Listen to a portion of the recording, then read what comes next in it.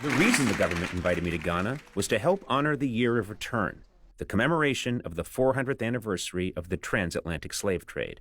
So Sam and I visited Osu Castle, just one of the many forts from which millions of slaves began their forced passage across the ocean. This is Matilda, who gives tours here. This is a very important place. Can you tell us why? It was established in 1661 for trade. They were trading in gold, diamond, as well as slaves. There may be some people watching who don't understand Year of the Return and its significance. Can you explain it for people? Most African Americans have their roots from here. So it's very important they visit their roots to also experience what their ancestors experienced some decades ago. And it's been 400 years. Yeah, 400 years. 400 years. Do you see people get emotional? Very. Last week, I went on tour with a family of 5. We got to the dungeons, and the man was like, can you just give me some few minutes to say a prayer for my ancestors? So I allowed him. He knelt, he prayed, and then the wife also chipped in. She wept for no less than 15 minutes. Right. So I just had to allow her Yes. shed her tears. Yeah. It's anger that's 400 years old, Yes. you know, and that's still that we very still powerful. in the United States Yes. feel the ramifications of 400 years later. Just after the tour, they feel relieved. They'll be like, it's good, I've traced my roots, I'm fine now. I just have to go back and feel I'm a Ghanaian. Yeah. Yeah. Lineage and ancestry is something that if there were records kept, then that's how maybe you know. But Yes. for a lot of people, it's just a blank question mark. Yeah. You know, so coming here has to be such an experience to kind of fill in that blank and complete. Yeah. You know. Yeah.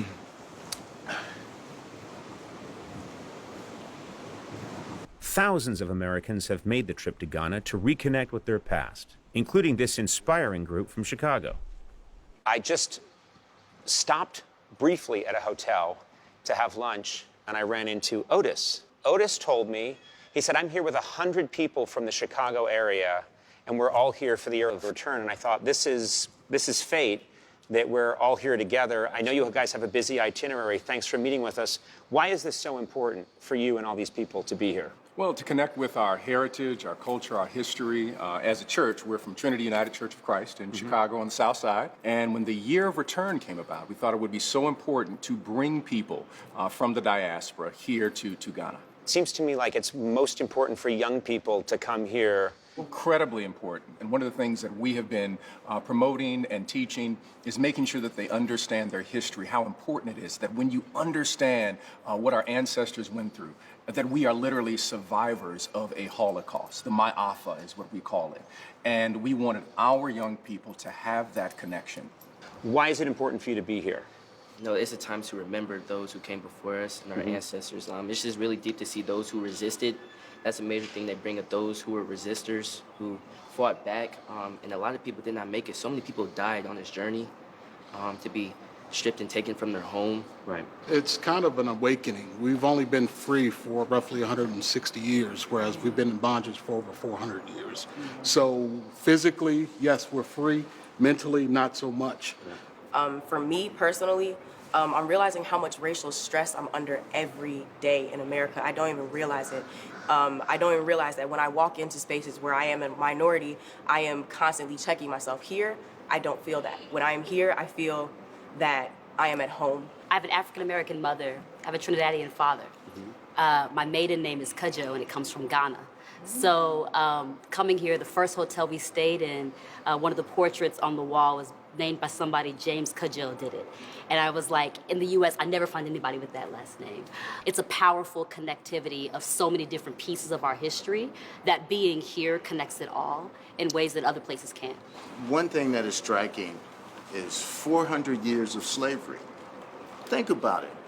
400 years. How many generations of people good people that sat on the sidelines and watched slavery occur. This is a lesson that we all need to learn, is that if we see injustice, whether it's happening to us personally or happening to our neighbors, we got to find a way to speak out and stand up.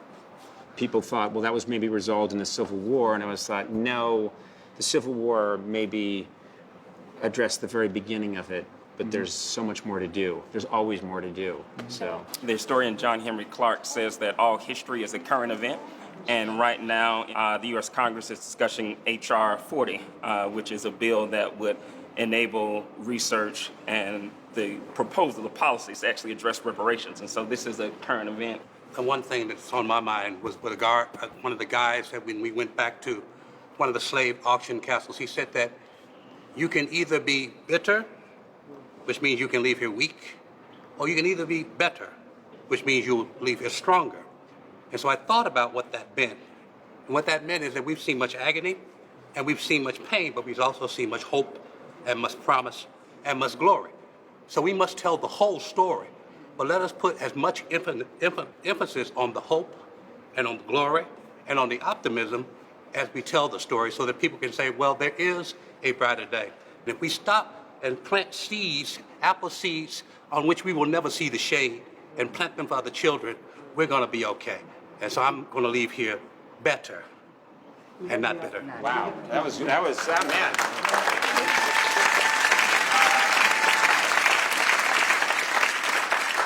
Could one of you please run for president?